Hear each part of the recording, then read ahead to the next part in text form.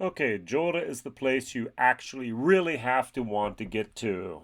You can only get there via ferry from Isla. Getting to Isla is not easy itself. So we have 11 kilometers wide and almost 50 kilometers long. The island, 500 people live there. Yay!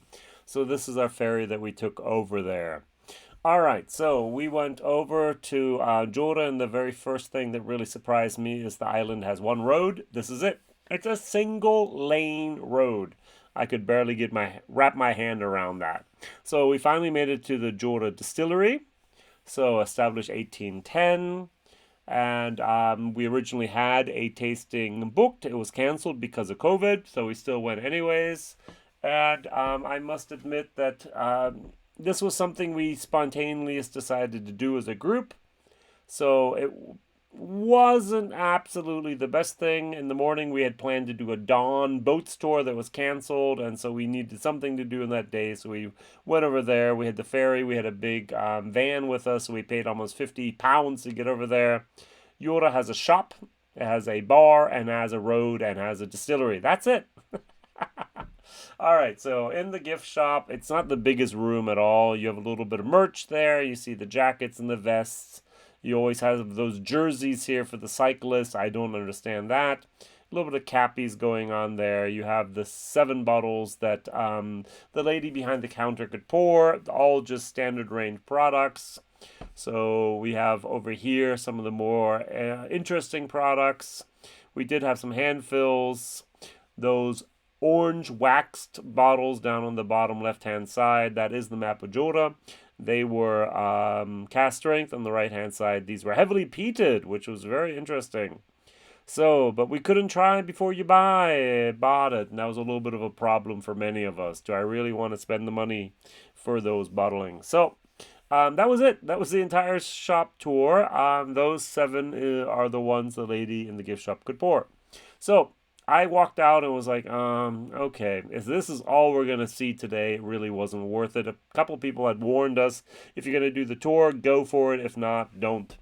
All right, so I walked over and saw the barrels, saw a guy actually unloading a pallet, and he asked me the very, very important question, how are you? And I went, disappointed. He said, why? I said, we actually had a tour booked here at the distillery, but it was canceled because of COVID. He said, well, wait a moment. And he finished doing his thing. It was Mark. Thank you very much, Mark. And he actually then picked me up and took me into this nice little bar beside the distillery. You'll see pictures of that now. And he pulled out 3 bottles. One was new make. One was the bourbon X, the cask strength, and one was the heavily peated, which was a sherry cask. And we didn't spend time in the bar, but we went over back to the gift shop, and the 6 guys, the 5 guys, and I, we actually had a nice little tasting. Not only that, Mark was so nice, and he actually gave us a distillery tour. Now he took us into the still house, so we saw the 4 stills, the 2 wash stills, the 2 spirit stills. That's the alley over there. You can see the warehouses. So the wash stills are in the front, the spirit stills in the back. Everything's very, very tight there, by the way. Yeah, it's very, very close. And what surprised me the most was the following, this little plaque on that first wash still. Low wine stills contains 5,670 gallons, 1963. Gallons, not liter. Everything else over there was in liters, but not that. He actually told me that they had taken the plaque off the wash still before that and put it back on there. So, who knows? You can see the bottom there, a little bit of that oxidation going on in the copper. Very, very nice. Now, there's not much of the tour, to be honest, if you ever do that. They used illustrations on the wall, the 2 wash stills, the 2 spirit stills, the 2 receivers. Here we actually have then the boiler house where they make the steam that they need to make the whiskey. And I asked him, okay, what are you going to do in the future? How are you going to go CO2 neutral? The SWA has said by 2030, all the distilleries will be CO2 neutral. And he basically said that's one of our biggest problems. We've had very many different scenarios. We're looking at wood chips, wouldn't really work. There is a kai out there, and we can actually ship the stuff in, but it's not deep enough. It's not strong enough. We'd have to rebuild the kai. We can't use solar. There's not enough sun. I was thinking geothermal. I don't know what they're going to do there because they just don't have the resources to make that happen. All right, so actually part of the tour are pictures. So you can take a picture of the mill here. So once again, the Portus mill, and you can also see the picture here of the washbacks. So very, very tightly together. It wouldn't even room for a group anyways there. Right beside the distillery, we have a burn. It's actually a nice little creek, as I would say as a dumb American. This is a nice little stream beside there, used for cooling water as well. And yeah, once again, don't forget, single road, 11 kilometers wide, 50 kilometers long. That's Jura. You only really get there if you want to be there.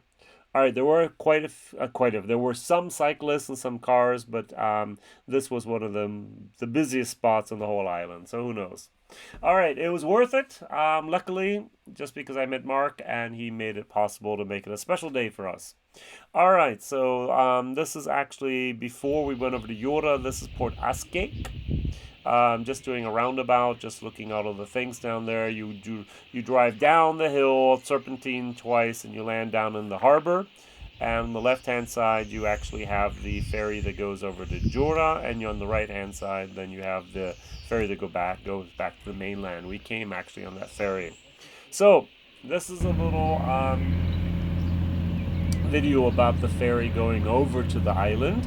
So one of the strongest currents, the third strongest current in Europe, is here in the Sound of Jura. And you can see how the boat twists and turns a little bit. To be very, very honest, I didn't notice it when we were on there. It didn't look like we were going almost sideways to go forward. That's kind of weird. But they do that trip in about 7 minutes to get over there.